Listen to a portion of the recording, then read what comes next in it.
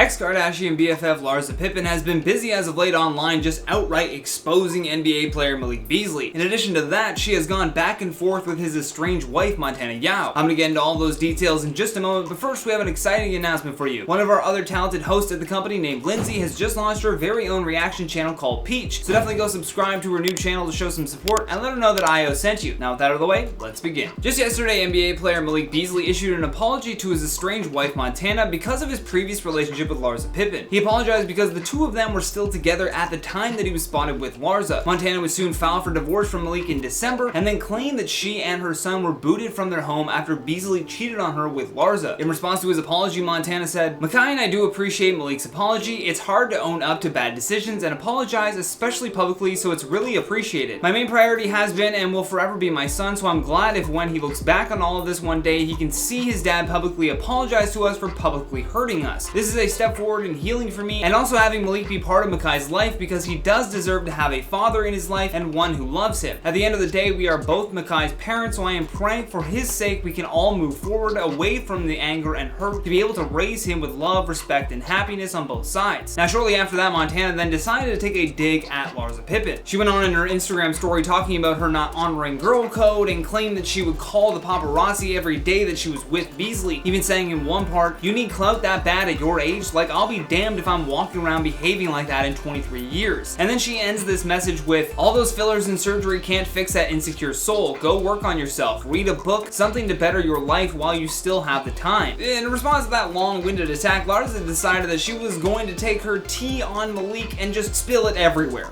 In her post, Larsa snaps back with, "Here's some free press for you. Let me clear up some of the misinformation you shared as facts. Here's the truth about Malik." Oh boy, folks, strap in. Coming in at number 1. When I thought about him and how he treated your child, he's not the type of man I want around mine. Any man who would deny his child and then leave the mother penniless is not a real man. Number 2, he cried entirely too much. Number 3, he's cheap, but then again, you never saw any alimony, so you already know that. I mean, savage, just savage. And she goes on to say, "Since you wanted to speak woman to woman on social media, let me give you some womanly advice. If you ever find another man who wants you for you and not for all the free press I'm giving both of you, lock him down. Malik was a clout chaser who pursued me relentlessly before I even knew you existed. And I have the DMs, but then again, he knows that. Lastly, and please don't take this the wrong way, all my beautiful children that you reference will never have to read how their father didn't claim them. You should be worried about the narrative you two need to create to distract yours from dealing with that reality. If you want to know the truth, subscribe to my OnlyFans. Sending peace and blessings to you both." I mean, wow.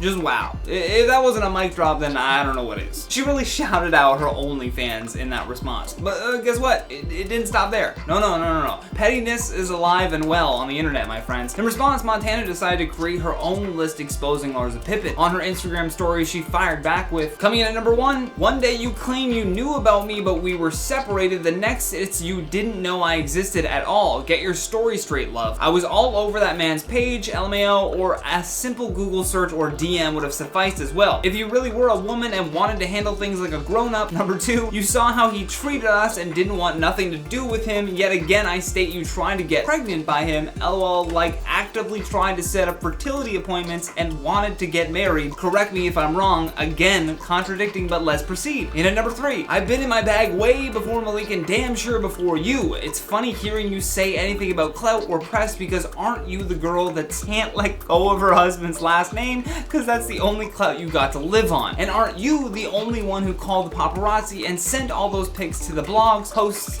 etc. Looks like you were the cloud chaser in this case scenario. I never even took my husband's last name because I am and been Montana Yao. I built my life off my own name." And last but not least, in at number 4, "You trying to deflect from their embarrassment of you. I don't know if they're embarrassed of their dad, but you on the other hand, not so sure, sweetie." I mean, then she just went on to wish her luck with her OnlyFans. I feel like all of this could have been settled over a phone call, but for both of these women to just be openly leaking private details about the other's life for everyone to see just feels wrong. What I want to know though is how you all feel about this situation, so make sure to drop us a comment down below with what you think. And while you do that, I'm going to check out some of your comments from the video titled Bella Poarch edits James Charles out, Kevin Spacey is back, and Kim Kardashian sued by staff. Slinky Whippet says, am I the only one who died of secondhand embarrassment watching them all dance in silence? Eek. Yeah, I've been on movie sets where you have to like dance and then but they're not allowed to play the music for whatever while they're recording. They just want to get the movements in, and it is awkward. It is definitely awkward, and that is definitely a case of secondhand embarrassment. You are not wrong. Elizabeth Lovett says, in my family we were allowed to open one gift on Christmas Eve, then open the rest on Christmas Day too. Oh cool, so I know I'm not alone.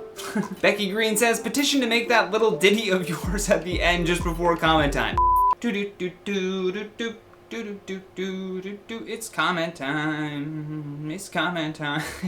I mean, hey, if there's a DJ or somebody out there that wants to make a remix of my comment time impromptu song, then yeah, go for it. Alyssa K says, in Iceland we celebrated Christmas on the 24th, not the 25th. Interesting. I did not know that.